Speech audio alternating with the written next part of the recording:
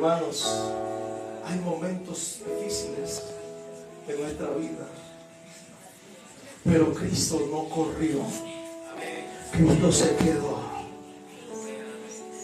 Cristo permaneció. Y no solamente permaneció, sino que también dio la vida por aquellos que creyeron en Él.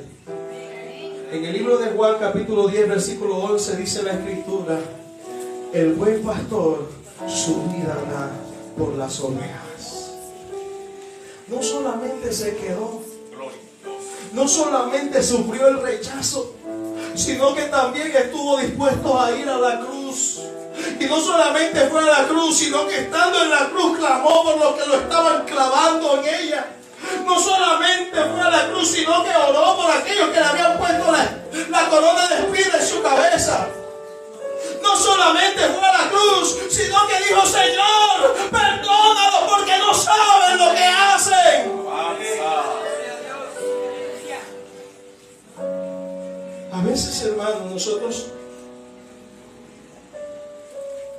cuando vivimos este evangelio, nos van a ocurrir cosas terribles, situaciones terribles en las cuales ni siquiera sabemos cómo actuar o qué decisión tomar o qué hacer. Pero cuando nosotros miramos a Cristo, el ejemplo de Cristo, vamos a tener claridad. ¿Qué hizo Jesús con los que lo estaban azotando? Clamó por ellos. Clama por tu enemigo. Pídele a Dios que tenga misericordia de él. Pídele a Dios que tenga compasión de aquel que te ha hecho el daño. Pídele a Dios que ayude a aquel que te ha herido. Pero a veces, hermano, nosotros nos llenamos de odio, de resentimiento. ¿Es esa la actitud de Cristo?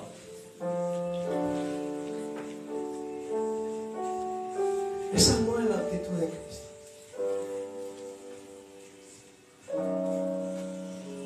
Usted me hirió, pero yo voy. Señor, ahí está mi hermano, ahí está mi hermana. Él está en tus manos, ayúdalo. Que él pueda salir del error. Cristo fue y murió por aquellos que lo estaban crucificando. Pero Cristo no era solo amor.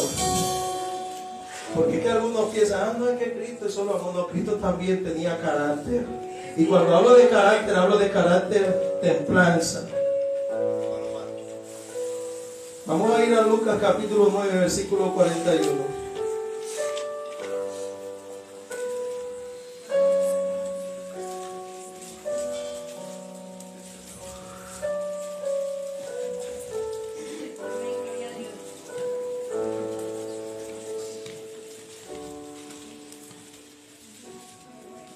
Dice la palabra del Señor.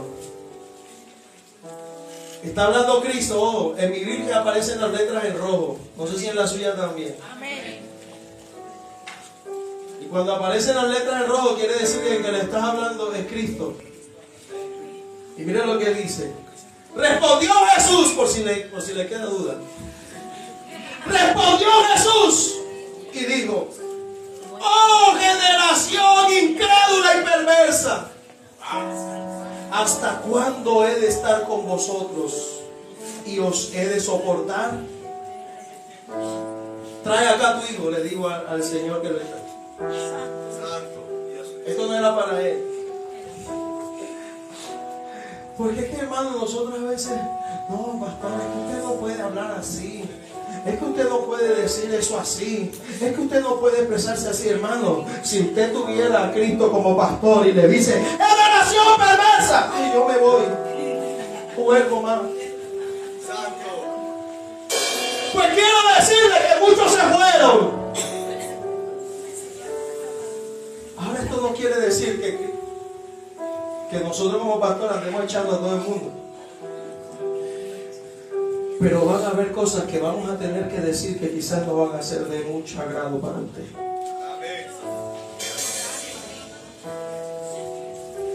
Como salió el meme, se tenía que decir y se dijo. Hay cosas que tengo que decírselas, porque si no se las digo, la palabra de Dios me enseña que su sangre correrá sobre mi cabeza. Si el atalaya no advierte el peligro, si el atalaya ve la maldad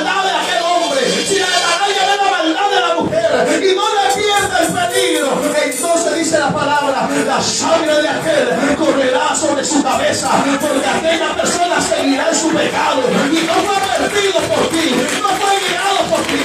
La labor del pastor, hermano, la labor del pastor, la labor del líder, la labor del que teme a Dios, es decir, el que está mal, está mal,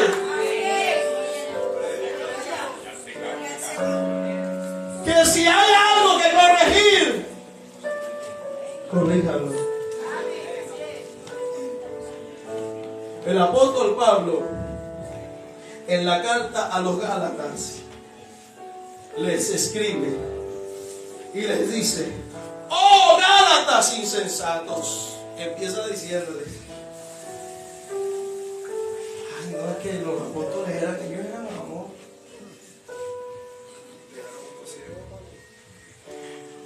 El apóstol del amor era Juan. ¿Y sabe qué dijo Juan? Hijitos míos amados, el que no teme a Dios es hijo del diablo. Ah, ese es el apóstol del amor, pastor. Léalo, lo dice 2 veces. Una, la relata que Cristo dijo: vosotros sois de vuestro padre el diablo, Juan 8:44. Y la otra, en la carta primera de Juan: ¿quién es el anticristo? Hasta el anticristo trae a toda la gente, sino aquel que niega que Jesús es el Cristo. Y a su nombre, hermano. El apóstol Pablo le dijo a los Gálatas insensatos, pero no solamente le dijo esto, sino que también le dice: me he hecho vuestro enemigo por deciros la verdad. Porque es que lastimosamente, hermano, cuando a veces se le dice la verdad a la iglesia, entonces se convierte en un enemigo de Dios. Algunos empiezan a decir: no, es que en esa iglesia no hay amor. En esa iglesia no hay amor. ¿Y por qué no hay amor? Porque es que el pastor me dijo que dejara las 5 mujeres que tengo para que me dedicara a mi esposa. Y yo, como tengo un corazón tan grande, mejor me voy de la iglesia para poder seguir amando a mis 5 y a mi esposa. Ay, Dios mío. Es que hay unos que no son samaritanos, son samaritanos. 5 maridos has tenido y el que tienes no es tu marido, le digo el Señor. ¿Y qué dijo la mujer samaritana? ¡Me voy! Oye, tú como que eres profeta, varón de Dios. Tú como que eres profeta, me estás declarando lo que estoy haciendo. Voy a ir y voy a llevarle el mensaje, porque hay alguien que me ha dicho, me ha declarado. Cuando usted lee la palabra, dice que ella fue a evangelizar a Samaria. Y cuando iba a evangelizar a Samaria, dijo: hay un hombre que me ha declarado lo que yo soy. Hay un hombre que me ha corregido mi pecado. Esta mujer no se airó. Esta mujer, hermano, no se fue para hablar mal de Cristo. Ella se fue para decir: Cristo es el Mesías. Él es el Mesías. Es Cristo enviado a morir por nosotros.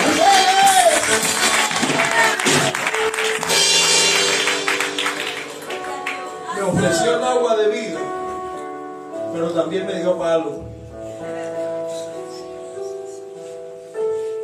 Si a usted le dan palo y me corrí en el pecado, valore. Porque el verdadero amigo, hermano, no es aquel que te apoya el pecado. El verdadero amigo es el que cuando te ve haciendo lo malo te dice: no lo hagas. Amén.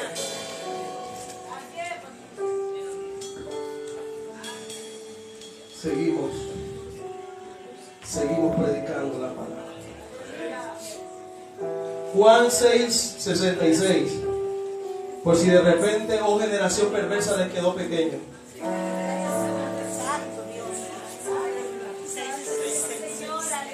6:66. Ay, el número de la bestia.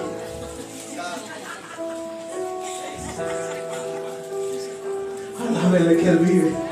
Alábele que Él vive. Juan 6. Juan capítulo 6, versículo 76.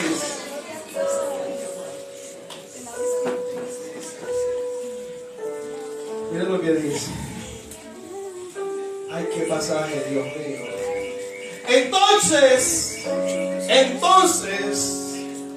muchos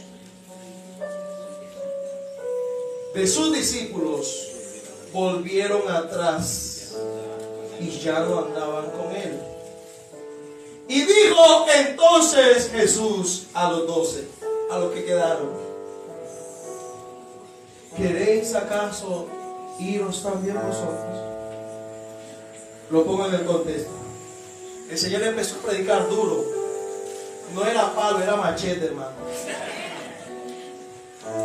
Empezó a predicar duro. Empezó a hablarle a la gente duro. Empezó a hablarle a la gente de la salvación. Empezó a decirle que para ellos recibir salvación tenían que seguirlo. Empezó a decirle a la gente que tenían que abandonar la mentira, que tenían que abandonar el engaño, que tenían que cumplir los mandamientos de Dios. Y entonces la gente, cuando empezó a escuchar este mensaje, ya no era el mensaje, bendito sea el nombre del Señor, el sermón del monte bienaventurado. No era el mensaje de amor. Era el mensaje de cumplimiento, lo que tú tienes que hacer, el deber del cristiano. Y cuando Cristo empezó a hablar del deber del cristiano, entonces muchos volvieron atrás. Y si usted lee el 60, el 61, perdón, usted mire lo que dice: sabiendo Jesús en sí mismo que sus discípulos murmuraban de esto, les dijo: ¿esto les ofende?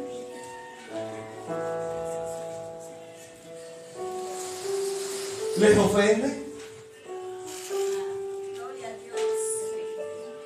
¿Les ofende mis palabras? ¿Y sabe qué pasó? Empezaron a irse. Empezaron a irse. Empezaron a irse. Y los discípulos se miraban el uno al otro. Eran 5,000 y de repente quedaron 400 y los discípulos estaban mirando.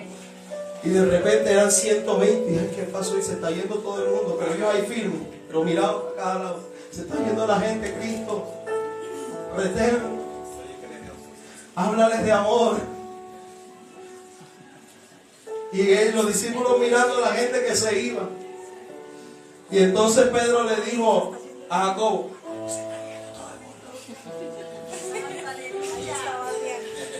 todo el mundo se está yendo.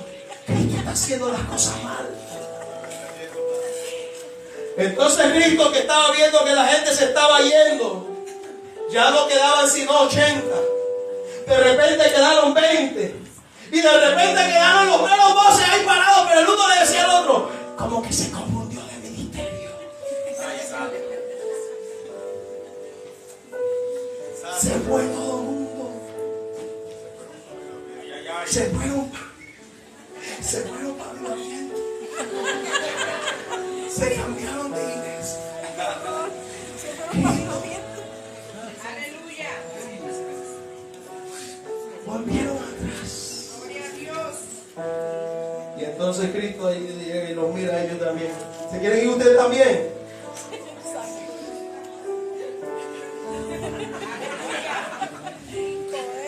¿Ustedes también se quieren ir? Pedro llega y baja la cabeza y dice: Señor, la palabra es dura, pero es palabra de vida. La palabra es fuerte, pero es palabra que alimenta. La palabra es fuerte, pero es para mi salvación. La palabra es fuerte, pero es para mi vida eterna. La palabra es fuerte, pero es para mi cambio, para mi transformación. La palabra es fuerte, pero es lo que me lleva de victoria a victoria y de triunfo en triunfo. La palabra es fuerte, pero es la que me santifica.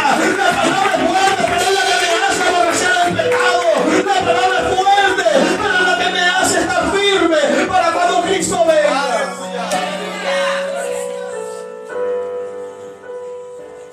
Ahí se quedaron. Y después se añadieron los que habían de ser salvos. ¿Sabe qué dice la Biblia? De cuando Cristo murió, le apareció a 500. O sea que 500 creían en él cuando él murió. ¿Y sabe qué más me dice la Biblia? Que de esos 500, 120 fueron al aposento alto.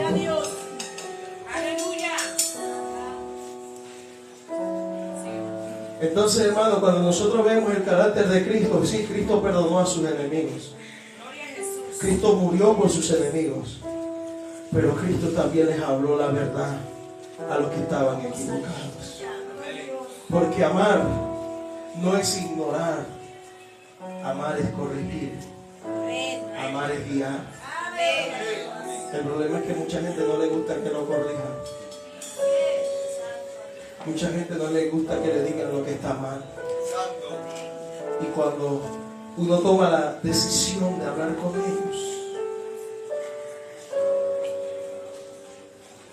entonces toma malas decisiones. No es así. Por eso les digo, miremos el ejemplo de Cristo. Número 5. Hablando del carácter, Jesús regresó por el que se había perdido. A veces hay gente que se pierde en el camino, se desvía. El mismo que le dijo: Señor, ¿a quién iremos si solamente tú tienes palabras de vida eterna? Vamos a ir a Juan capítulo 21.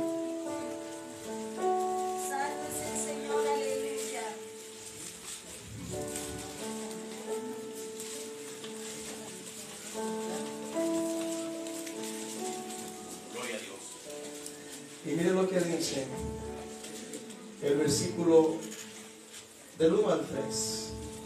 Después de esto, Jesús se manifestó otra vez a sus discípulos junto al mar de Tiberias. Y se manifestó de esta manera. Estaban juntos Simón Pedro, Tomás, llamado el Dídimo, el incrédulo, Natanael, el de Caná de Galilea, los hijos de Zebedeo, Juan y Jacobo, y otros dos de sus discípulos. Y Simón Pedro les dijo, estaba aburrido Pedro, decepcionado, y les dijo: